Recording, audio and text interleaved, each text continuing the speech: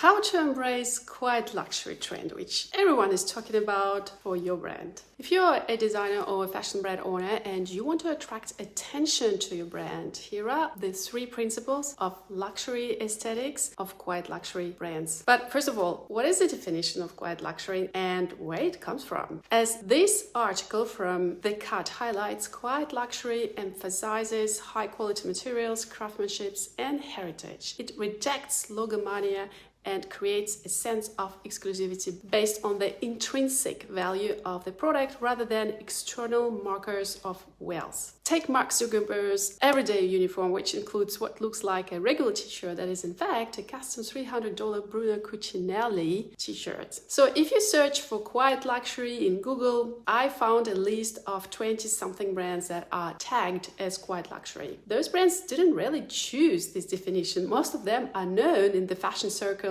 and are used as an opposite definition of logomania. So this trend was really prompted recently, once again, by chic and luxurious pieces worn by Gwyneth Paltrow during her ski accident trial and the understated clothing worn by the Wells-Royce family in the incredibly popular TV show Succession. Now, there is a lot of misconception about the quiet luxury thing, and people are making videos trying to highlight the trend as a new one, old money, new money discussions. To be honest, I'm confused, just like you may be. First, there's a lot of crossover between old money aesthetic and quiet luxury. Absent of color, it's in neutral tones, beige, gray. It's logoless, 100% logoless. It's all about stealth wealth. So today we are discussing some old money brands. I don't understand this whole gossip around quiet luxury. Quiet luxury is not new and never was. Style experts say this perspective isn't quite correct. Whether referred to as quiet luxury, stealth wealth, or old money aesthetics, the concept and allure of timeless minimalistic design have remained consistent throughout the decades. It is all about subtle details and the minimalist aesthetic rather than relying on overt branding. For designers who develop classical outfits with attention to detail, it's a matter of style and mindset. I see it as a way of life. This is what creative director of Hunting Season is claiming.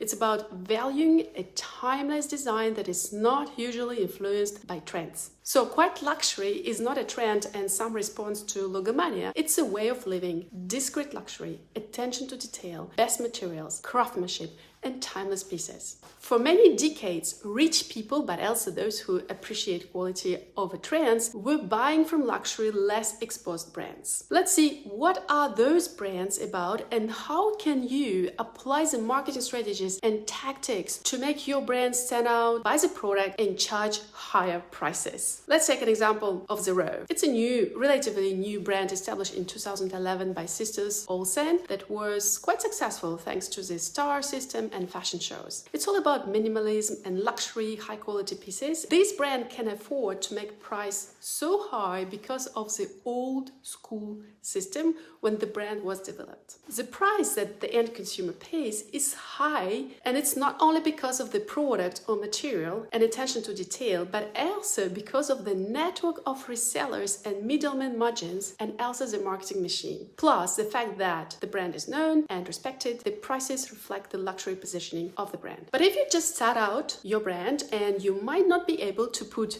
your products with this price tag just because this is not how it works. It's not because your prices are high that your brand is considered as luxury, but because you have all marketing systems in place that allow you to create a brand first and then put a high price tag on your products. If you are new to the whole fashion industry and you are trying to establish your brand in this space, this part of the video will be very important for you because these are fundamentals to a successful business. So in fashion, the polarity of old economy brands and new economy brands is very clear. For instance, The Row, a 10-year brand now, was developed according to the old economy principles, such as fashion shows, reselling to wholesales, and the whole star system. Surprisingly, most of the brands developed in such a way they are barely profitable and require lots of investment and constant capital injection. On the other hand, you can develop a brand differently differently today using principles of direct-to-consumer internet brands, where we still can obtain aesthetics of luxury minimalist brands through the image, photos, brand ambassadors, brand aesthetics, and minimalist extra quality products. But your prices might be more accessible at the beginning of your brand story. Why? Because you are not yet in the position of a known brand and you are in the position of conquering the market. You can still put a high price tag, but you need to be more attractive in terms of pricing to attract the right consumer. Most of the quiet luxury brands that people buy from, such as Loro Piana, Brunello Cucinelli, and Loewe, have developed their brands before the internet and before all those social media stuff. These brands were developed thanks to the traditional marketing system, which supports lots of injections into the press, magazine ads, wholesale systems, and fashion shows. You don't need to do all this in order to dominate a quiet luxury space today. All you really need to develop your brand and position it as a quiet luxury brand is the audience. So let's look more precisely at what you should do exactly to position your brand as a quiet luxury one. Hack number 1, develop your audience. The power of a brand today is in its online audience. The more you have followers who support your brand and speak about you, the quicker you will build an established brand. It's even easier now to build those brands because of social media, and it will take you less years than for all those brands that I've just listed. People give opinions about products and they want to look good in front of their audience and they want to be the first to show. So you can navigate this trend by being in touch with those trendy accounts and digital creators and creating content that they would love to share to talk about your product. What? I said content, not product? What? We don't need to send our products to influencers anymore. Well, you still can work with influencers if you want to, but it is still less trendy today. The most important trend is to have a shout out from a digital creator, and they do it when they see something eye-catchy or unusual, where they can be the first to comment or share a trend. So you can steal some people from their audience. By doing this consistently, you can grow very quickly your audience.